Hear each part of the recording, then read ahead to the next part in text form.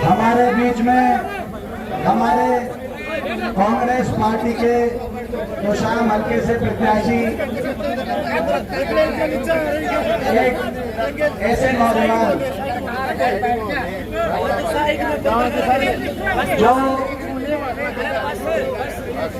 एक बात बताओ, एक मिनट मनिंदर, तो चुप कराने में बंद हो गया, चुप कराने में बात भाई। तोशाम हल्के से कांग्रेस पार्टी के हमारे प्रत्याशी जिनको आप बड़े बहुमत से आशीर्वाद देकर चंडीगढ़ भेजने का मन बना चुके हो,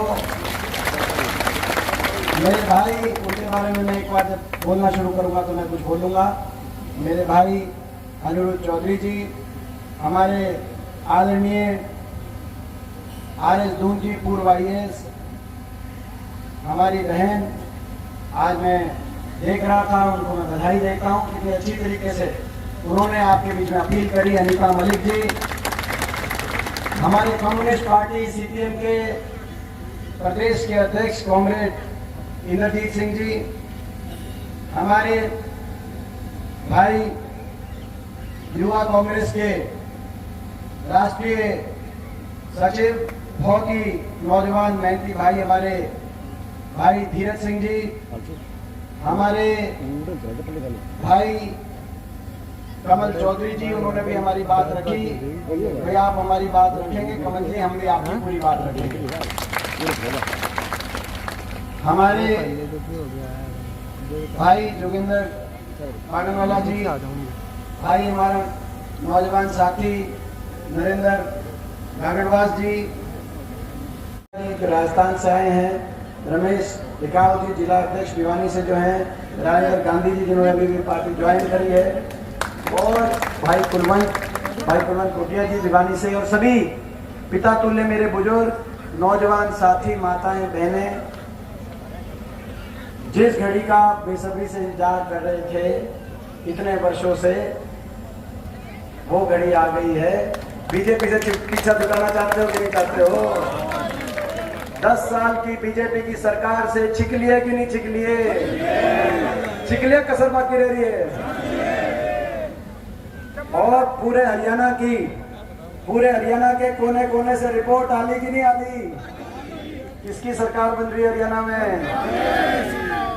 हरियाणा के कोने कोने से एक ही आवाज आ रही है, डबवाली से होडल। बीजेपी की ये दमनकारी सरकार जारी है। हुड्डा साहब के नेतृत्व में कांग्रेस पार्टी की सरकार, कांग्रेस की सरकार हरियाणा बनने जा रही, बड़े प्रचंड बहुमत के साथ, जिसका संदेश पूरे देश में जाएगा। क्योंकि हरियाणा के साथ बड़ी अनदेखी और बड़ा अन्याय इस बीजेपी की सरकार ने किया है। 10 साल की बीजेपी की सरकार, हरियाणा को उतार दिया इस बीजेपी की सरकार ने खुशहाली और विकास की पटरी से। इन 10 सालों में जो हरियाणा स्वर्गीय चौधरी बंसीलाल जी के समय से लेकर और 2014 हुड्डा साहब के समय तक देश में विकास का प्रतीक था, विकास के नाम से जाना जाता था, जो हरियाणा, जिसकी नींव बंसीलाल जी ने रखी। और सरकारें कुछ भी रही हों, लेकिन देश में विकास के प्रतीक के रूप में हरियाणा की पहचान बनी। उनकी जो सोच थी, उनने जो नींव रखी थी, उसको आगे बढ़ाकर हरियाणा चला हमेशा। आज 10 साल की बीजेपी की इस सरकार के बाद उस हरियाणा को विकास की, खुशहाली की पटरी से उतारकर इस खट्टर सरकार ने देश में नंबर 1 बना दिया हरियाणा को बेरोजगारी में। छोटी बात नहीं, ये दिल्ली के 3 तरफ बसा हरियाणा और भारत सरकार ये रिपोर्ट कार्ड दे रही है संसद में इस साल कि 28 प्रदेशों में सबसे ज्यादा बेरोजगारी हरियाणा में। ये हमारा रिपोर्ट कार्ड नहीं है, मोदी सरकार का, खट्टर सरकार के लिए रिपोर्ट कार्ड है। उसके बाद शायद हटाया खट्टर साहब को। देश में सबसे ज्यादा बेरोजगारी आज हरियाणा में। देश में सबसे ज्यादा अपराध, क्राइम रेट हरियाणा में हो गया। ये भी भारत सरकार की रिपोर्ट है। देश में सबसे ज्यादा नशा, आज पंजाब से भी ज्यादा नशा हरियाणा के अंदर आ गया। हरियाणा का इतना नुकसान किया इसमें इस सरकार ने, आप अंदाजा लगा सकते हो। महंगाई ने हर घर की कम बजट के कमर तोड़ दी। और भ्रष्टाचार ऐसा मिलके लूट के खा गए एक के बाद एक घोटाले। जब समझौता हुआ बीजेपी का जेजेपी का, तो हमने कहा था ये लूट की छूट का समझौता है, लोगों से विश्वासघात करके दुष्यंत चौटाला और खट्टर साहब का समझौता भ्रष्टाचार करने का समझौता था। आपने देखा होगा जब इन्होंने समझौता करके समझौता तोड़ा, इन्होंने समझौता करके समझौता तोड़ा कि भाई अलग अलग कैंडिडेट उतारो, कांग्रेस की वोट में सेंधमारी करो, विपक्ष की वोट में सेंधमारी करो। पिछली बार भी काम चल गया था ऐसे, इस बार अलग अलग कैंडिडेट उतारो अलग अलग पार्टियों के। जब समझौते से समझौता तोड़ा लोकसभा चुनाव से एक हफ्ते पहले, तो आपने देखा होगा अगले दिन दुष्यंत चौटाला का बयान आया कि मैं बीजेपी के घोटालों के राज बताऊंगा। बताओ।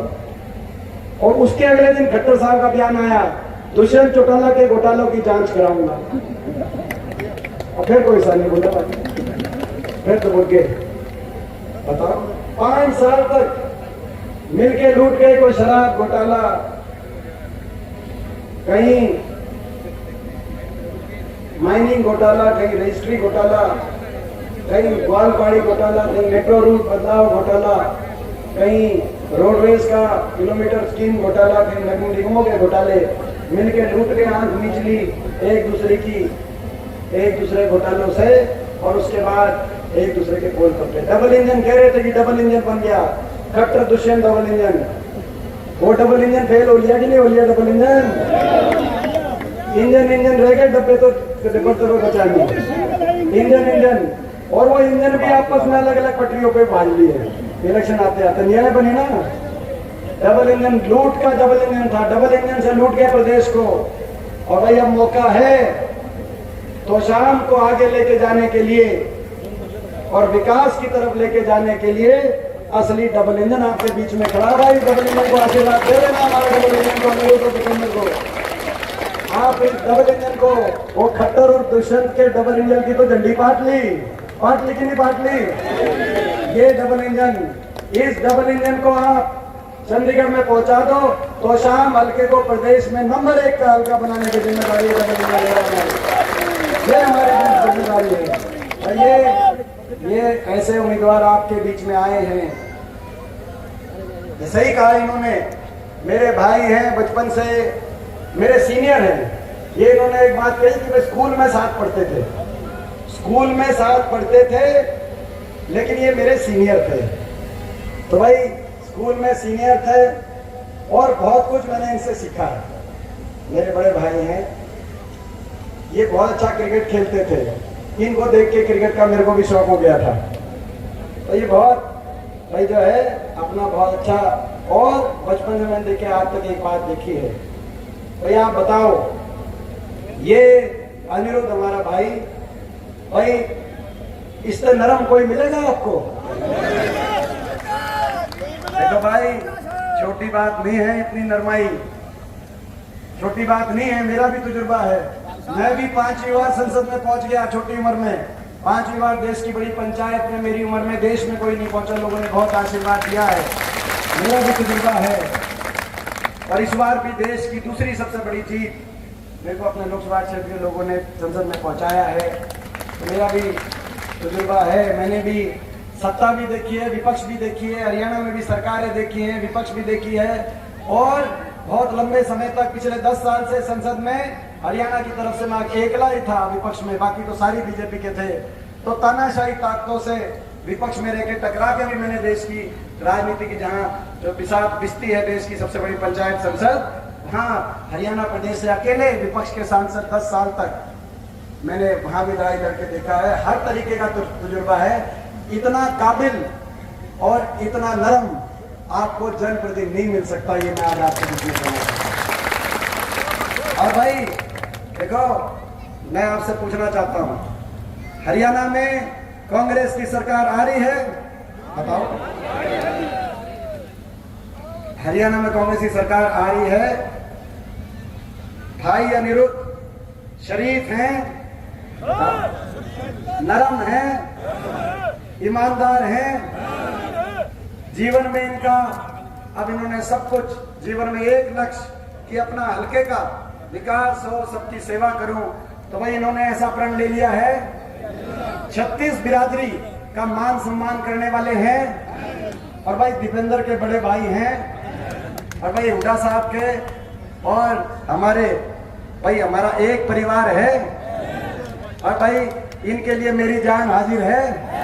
तो भाई क्या कसर रहेगी भाई, बता दो भाई, बोल दो आपकी सरकार आ रही है, जान लगा देंगे भाई हल्के के लिए, अपने हल्के को आगे लेके जाने के लिए जान लगा देंगे, हमारी दोनों की जिम्मेदारी।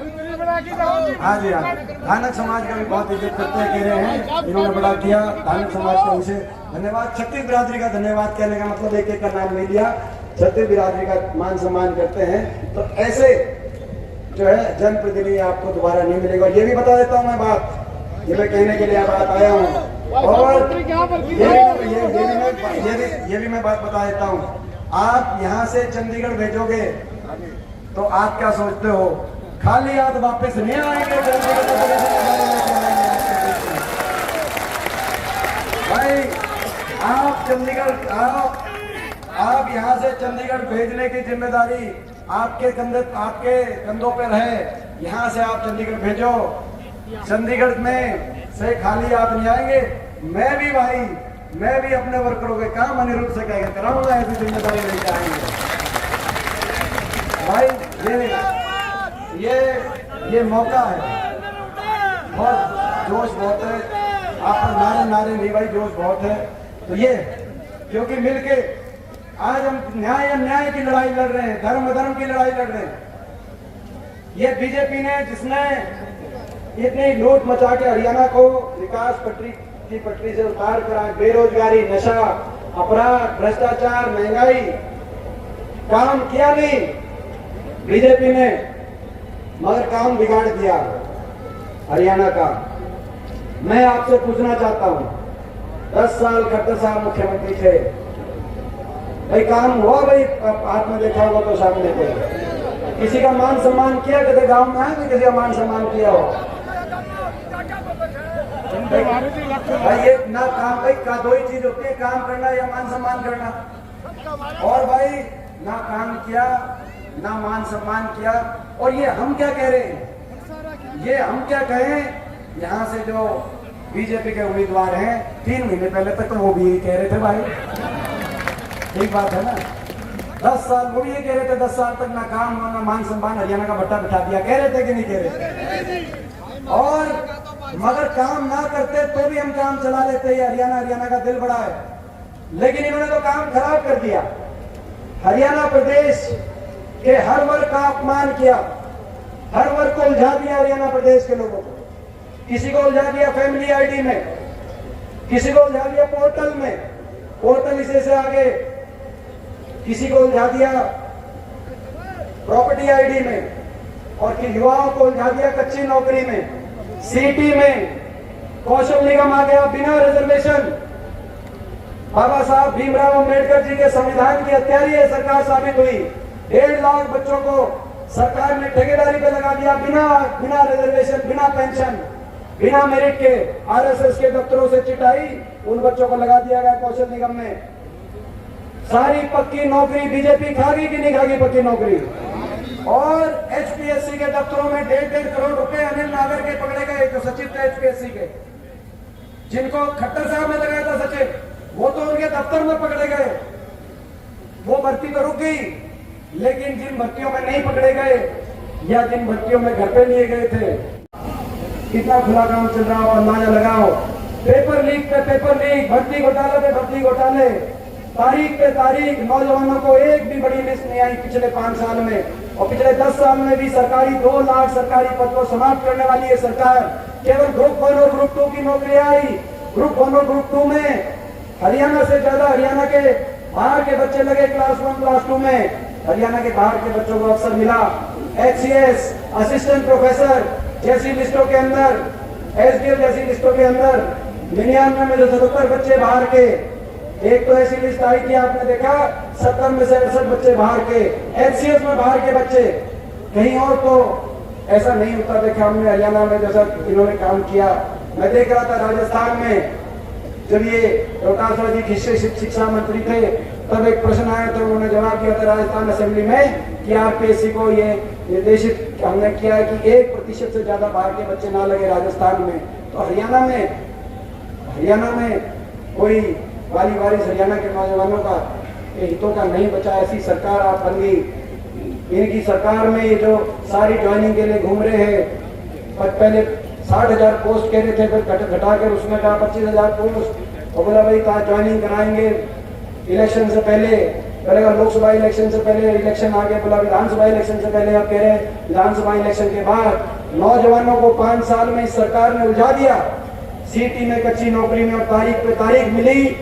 एक सनी देओल की पिक्चर आई थी, दामिनी पिक्चर आई थी, भाई ना बाबा मेरी उम्र का है, दामिनी देख के अपना फैन हुए थे सनी देओल के। उसमें एक डायलॉग था भाई, उसमें एक डायलॉग था भाई, बस मिली तारीख पे तारीख, तारीख पे तारीख, तारीख हर राजा के नौजवानों को वही तारीख पे तारीख मिली।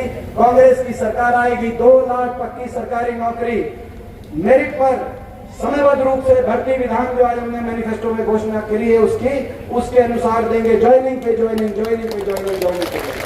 हरियाणा के नौजवानों को, ताकि हरियाणा के नौजवानों हरियाणा में अवसर मिले। और अग्निवीर जो लेके आए हैं, ये जय जवान जय किसान का प्रदेश था, ना जय जवान छोड़ा ना जय किसान छोड़ा। 750 किसानों की जान की कुर्बानी देने वाली ये सरकार साबित हुई। हमारे जवानों की पक्की भर्ती बंद करके अग्निवीर लेके आने वाली ये सरकार साबित हुई। ये जय नौजवान का प्रदेश था, देश में सबसे ज्यादा बेरोजगारी लाने वाली ये सरकार साबित हुई। जय संविधान का प्रदेश था, बाबा साहब भीमराव अंबेडकर जी के संविधान को अपने पैरों तले कुचलने वाली ये सरकार साबित हुई। ऐसी सरकार साबित हुई जिसने किसी का सम्मान नहीं छोड़ा। कर्मचारी गए उल्ट पेंशन स्कीम के लिए, उन पर लाठीचार्ज, सरपंच गए, नए ताजे सरपंच आपने उनको सरपंच बनाया था, नए ताजों को सिंगर के चंडीगढ़ पहुंचे थे कि भाई सरपंच बने हैं, आपके भी लगी थी क्या तुम्हें? तो बुरा मत मानना भाई, वो तो सारा हरियाणा में आ गया था घाटी जी का सरपंचों को। और हमारी बेटियों को क्या कसूर था, विनेश फोगाट का क्या कसूर था, साक्षी मलिक का, 5 ओलंपिक विजेता हमारी बेटियां। दिल्ली की सड़कों पे घसीटने का काम 6 महीने तक FIR नहीं हुई, भारत सरकार ने मना कर दिया। ये वो देश है जहां दुश्मन की बहन बेटी की इज्जत को भी अपनी इज्जत माना जाता है।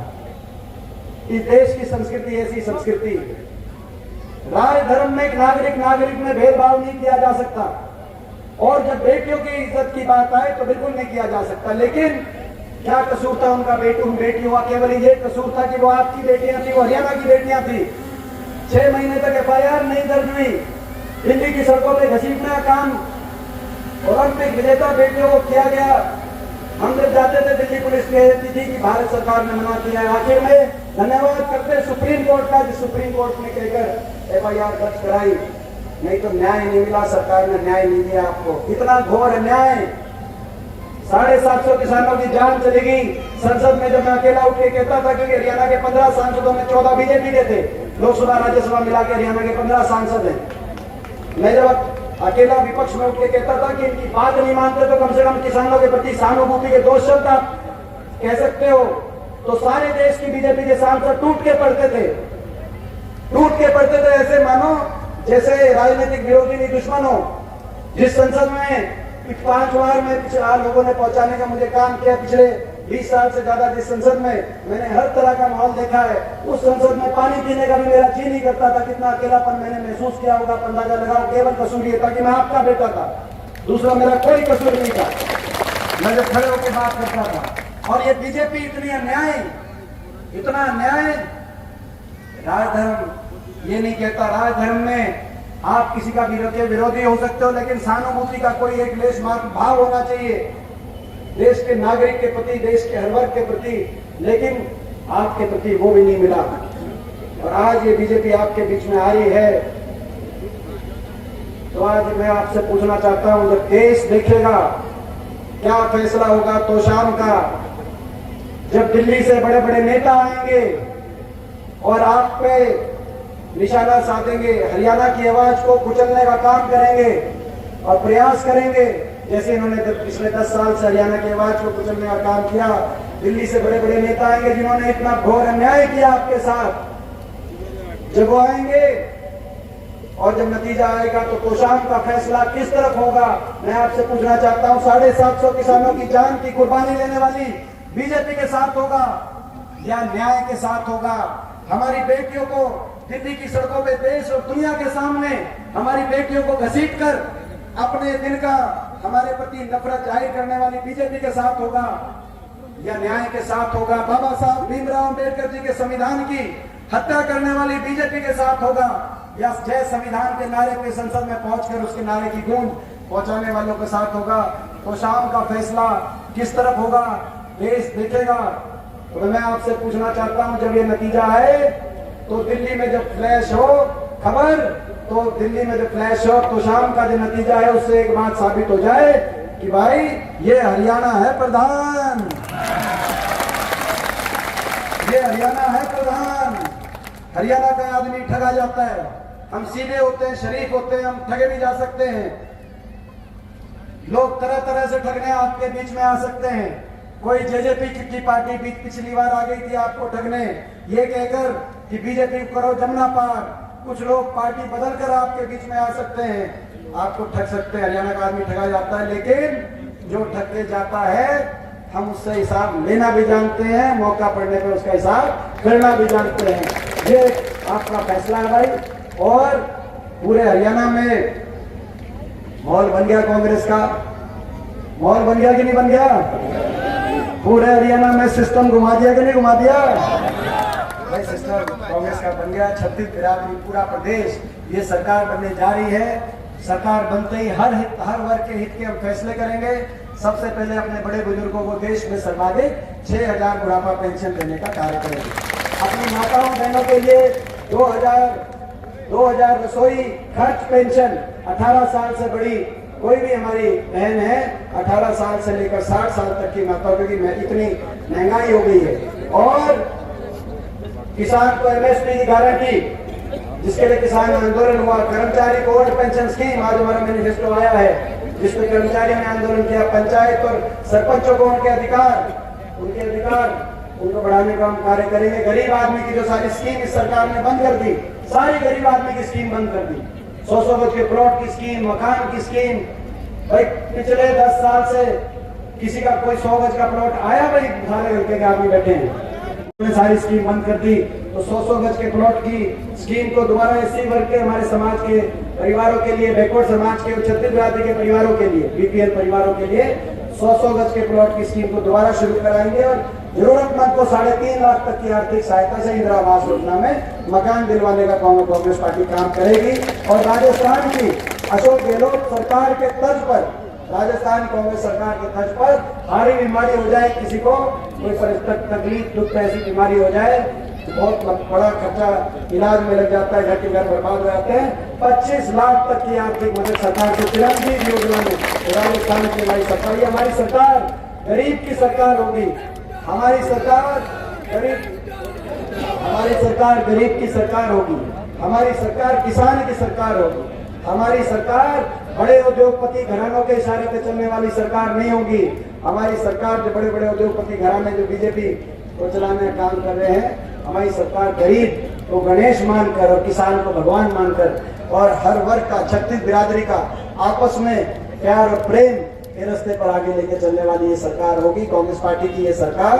और जहां तक तोशाम की बात है, तोशाम के लिए वैसे तो बहुत कुछ करेंगे हम, लेकिन दो बातें, दो संकल्प, जो दोनों भाई आपके दो संकल्प लेके जा रहे हैं। एक तो माइनिंग, जहां तक माइनिंग की बात है, खाना की बात है, बहुत ही अच्छी तरीके से इसको माइनिंग को और बढ़ाकर, लेकिन इस तरीके से कि भाई जो रोडी बजरी है उसका भाव कम हो, लोगों के पहुंच में रहे और माइनिंग बहुत सुचारू तरीके से, पारदर्शिता तरीके से लोगों के लिए यहाँ पे माइनिंग चले। तो माइनिंग के को हम बहुत अच्छी रूप से आगे लेके जाके, ताकि हजारों लोगों का, लाखों लोगों का जो रोजगार का अवसर भी मिले। माइनिंग इस तरह से हो कि माइनिंग में कोई खनन माफिया ना बढ़ जाए और भाई कोई अवैध रूप से उसका कोई वो ना करे। और जो भाई दूसरी बात जो है, यहाँ पे बात आई, अभी मेरे ख्याल हमारी बहन जी बोल रही थी या कमल जी बोल रहे थे, उन्होंने कहा पानी की बात कह रहे थे, अनिरुद्ध जी ने भी मेरे को ये बात बताई कि कई गाँव में नहरी पानी और पीने के पानी की कमी कसर अपने तो शाम हल्के में है।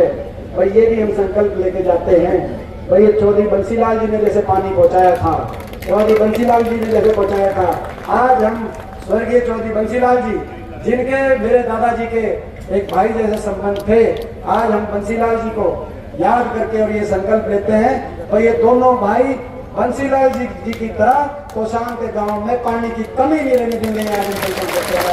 ये हम दोनों भाइयों के संकल्प हैं।